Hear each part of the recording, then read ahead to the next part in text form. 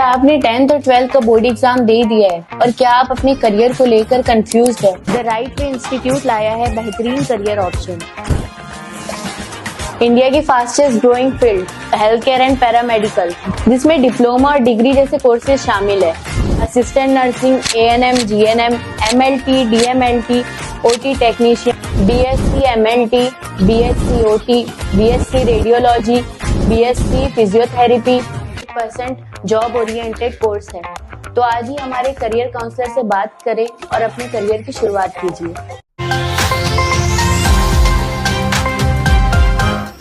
भिवंडी शहर के जैतूनपुरा इलाके में आज सुबह एक कचरे के ढेर में आग लग गई और इस आग ने वहां मौजूद टोरेंट पावर के कैप्सूल और एक कबाड़ की दुकान को अपनी चपेट में ले लिया। इस हादसे की वजह से काफी ज्यादा माली नुकसान हुआ। मौके पर फायर ब्रिगेड ने पहुंचकर आग बुझाई और वहां मौजूद बाकी दुकानों को इस हादसे से बचा लिया।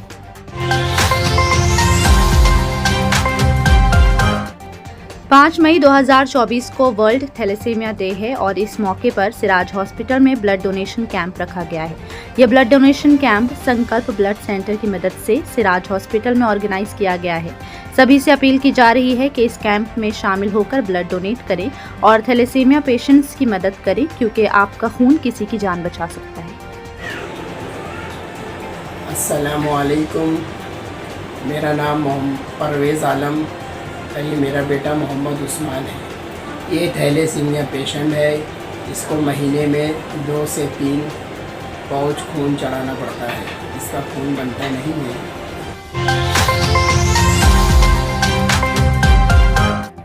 नासिक के एक तालुका में एक भाई बहन की डूबकर मौत हो गई। दोनों बच्चों की उम्र 4 और 5 साल बताई जा रही है, जो घर से कुछ दूर एक तालाब के पास खेल रहे थे और किसी तरह दोनों की उस तालाब में डूबकर मौत हो गई। गांव वालों ने दोनों बच्चों को बाहर निकालकर हॉस्पिटल पहुंचाया, जहां डॉक्टर ने उन्हें मुर्दा करार दे दिया। इस हादसे से पूरे गांव में गम की लहर दौड़ गई।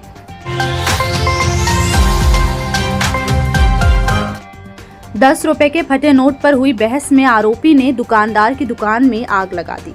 ये वाकया अहमदनगर जिले का है, जहां एक शख्स ने दुकानदार को ₹10 का फटा हुआ नोट दिया, जिसे दुकानदार ने लेने से इनकार कर दिया और इस तरह मामला बढ़ता गया और आरोपी ने दुकानदार की दुकान को आग लगा दी। पुलिस ने फौरन ही आरोपी को गिरफ्तार किया। फलस्तीन और इजराइल की जंग में इंडिया ने यूनाइटेड नेशंस की मीटिंग में 2 स्टेट सॉल्यूशन को सपोर्ट किया, जिससे इजराइल को बड़ा झटका लगा। इंडिया की परमानेंट रिप्रेजेंटेटिव द्वारा फलस्तीन और इजराइल के दरमियान 2 स्टेट सॉल्यूशन के फैसले पर गौर करने का समर्थन दिया गया, जिससे फलस्तीन के नागरिक आज़ाद और खुश रह सकेंगे। हालांकि इजराइल द्वारा लगातार फलस्तीन को एक खतरे के तौर पर पेश किया जा रहा है। मुंबई में मौजूद सौम्या स्कूल के प्रिंसिपल ने सोशल मीडिया पर इजराइल और फलस्तीन के दरमियान चल रहे विवाद पर पोस्ट किया था, जिसके बाद से उन्हें इस्तीफा देने पर मजबूर किया जा रहा है। प्रिंसिपल परवीन शेख ने कहा कि उनका इस्तीफा देने का कोई इरादा नहीं है और न ही स्कूल इंतजामिया उन्हें निकालना चाहता है, लेकिन उन पर भी दबाव डाला जा रहा है।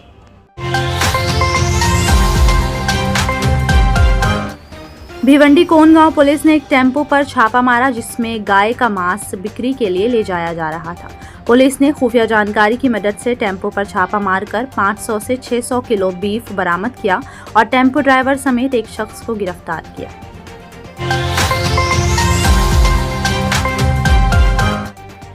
चलती लोकल ट्रेन में एक शख्स पर किया गया चाकू से हमला, जिसमें शख्स की जान चली गई।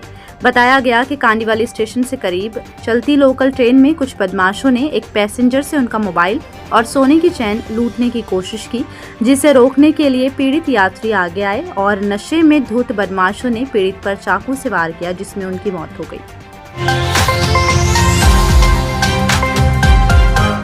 मनसे पार्टी के थाने प्रेसिडेंट अविनाश जाधव और वैभव ठक्कर नामी शख्स के खिलाफ साउथ मुंबई में 5 करोड़ रुपए मांगने और युवक को डराने धमकाने का मामला दर्ज किया गया है। शिकायत दर्ज करते वक्त शख्स ने आरोप लगाया कि नाम लिए गए दोनों शख्स ने उनके बेटे को जबरदस्ती डराया, धमकाया और 5 करोड़ रुपए की मांग की।